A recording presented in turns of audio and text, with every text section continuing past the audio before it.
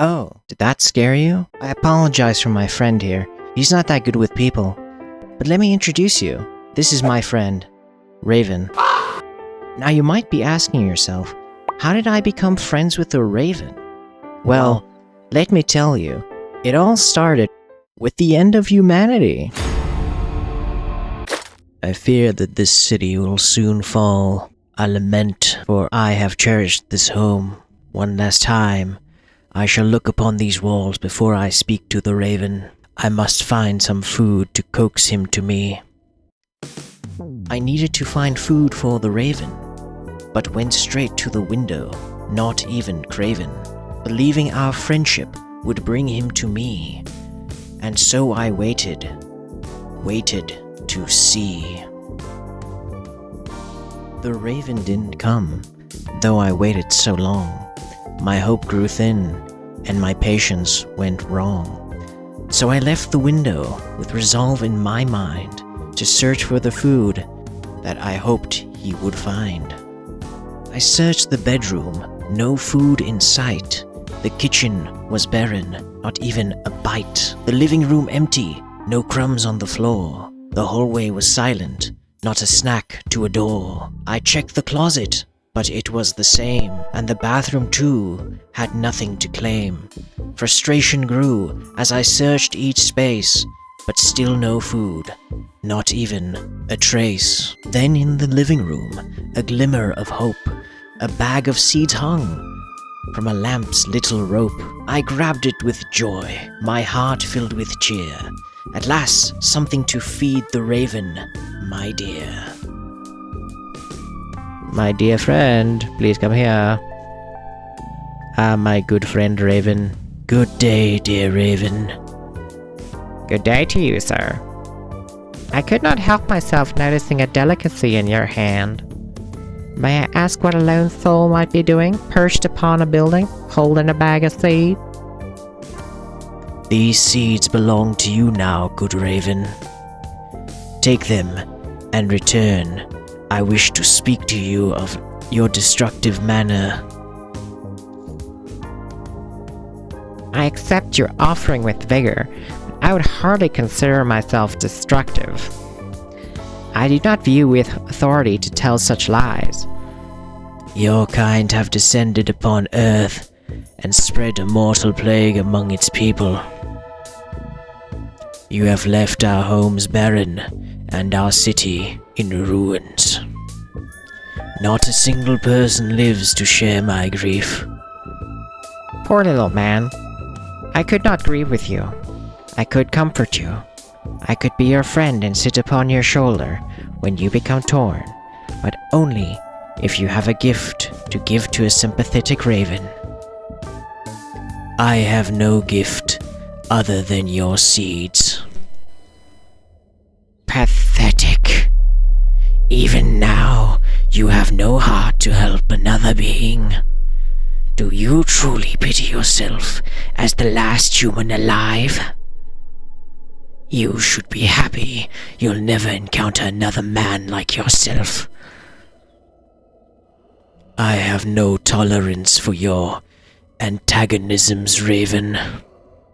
Do you believe you will give your dominance over to me?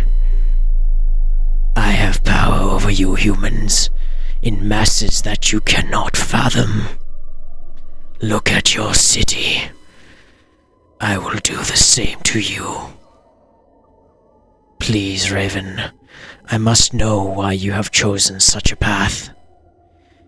If you do not know by now, your blindness shall serve you a deserving platter.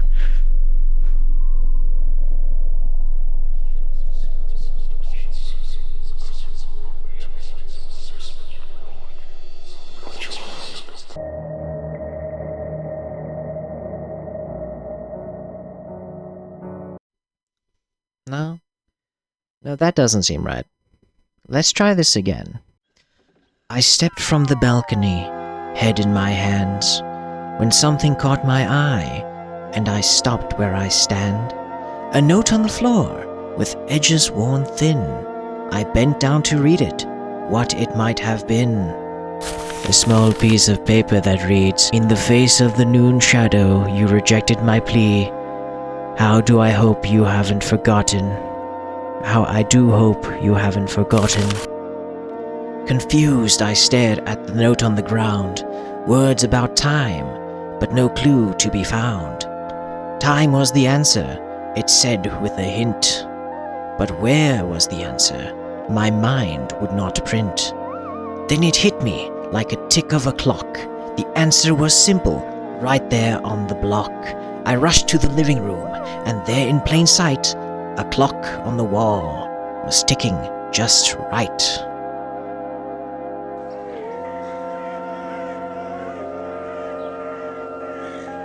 Sir, I am sickened and in need of aid. Would you spare the time to help an ill soul? If you are sickened, be gone. I want nothing to do with your pathetic plea. Save yourself the effort of disturbing a human.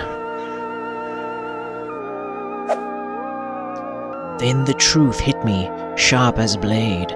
I'd failed the raven when it needed aid. I hadn't been there, hadn't heard its cry, and now it's time to make things right, not deny. So I rushed back to the window, heart full of regret, hoping the raven would be there, not upset. I whispered a prayer, hoping it would hear, and finally it flew down, drawing ever near. I wish to speak to you of our past meeting.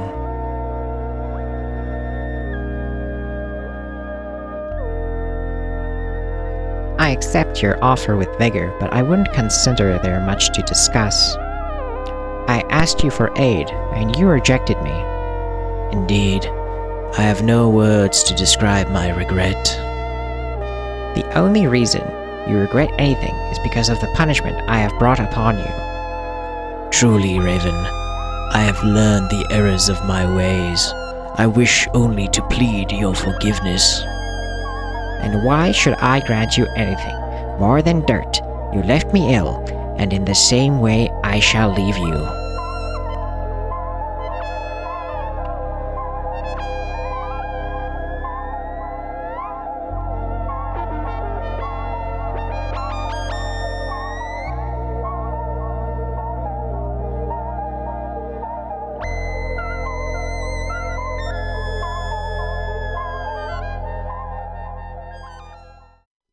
No, that ending doesn't seem right either. I realized then, with a sinking heart, that this bird, this creature, had torn us apart. It wasn't a friend, but a harbinger of doom. The raven had helped build humanity's tomb. I hated it now, for all that it had done, for the wars, the loss, the darkening sun. And though it stood there so near to me, I knew it was time to set my hatred free. I grabbed a dead rat, its body still cold. A needle, some ink, my plan it took hold. With trembling hands, I filled the syringe, and into the rat I injected the sting. The ink seeped through, dark as the night, a twisted feast to bring the raven in flight.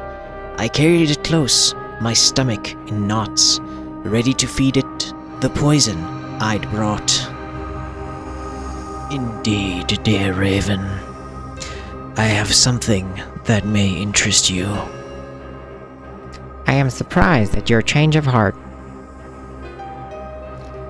Yeah, gulp that down. Does it fit your exquisite taste? Quite closely, but I find it slightly bitter. Still, I thank you for the gift. You are most welcome, dear Raven. I feel you have truly changed. Dear Raven, is something amiss? Human, what have you done? Why, Raven, I do not know what you speak of. I have simply given you a rat. I thought you had changed. You are nothing but an actor, just like the rest of your kind. I would think a plague like this would make a man more sympathetic. Yet you still have no hesitancy to bring a creature down into the soil of the earth. The world will soon be yours, but I refuse to give you the pleasure of watching me perish.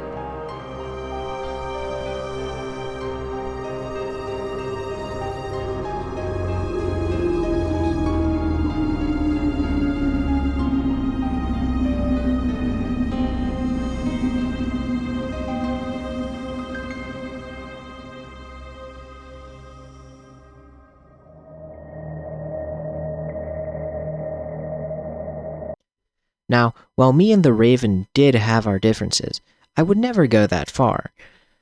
So let's try that one more time. Last time, I promise. I grabbed the dead rat and some seeds in my hand, my heart racing as I took my stand. One last time, to the window I rushed, with bitter resolve, my soul slightly crushed. The Raven would come, I knew it would be, drawn by the rat, the seeds, and my plea. But deep down I wondered, maybe it was too late to undo the damage, to challenge my fate. I have something that may interest you. A rat. He ate that sucker down.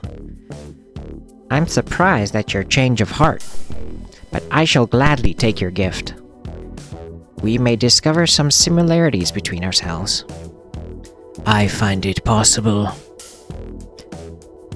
You have even grown a sort of beak since I last saw you.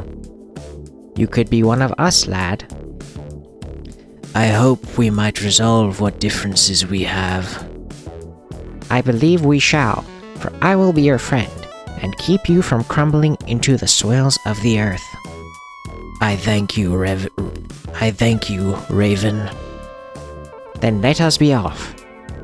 There is so much to show you, my friend.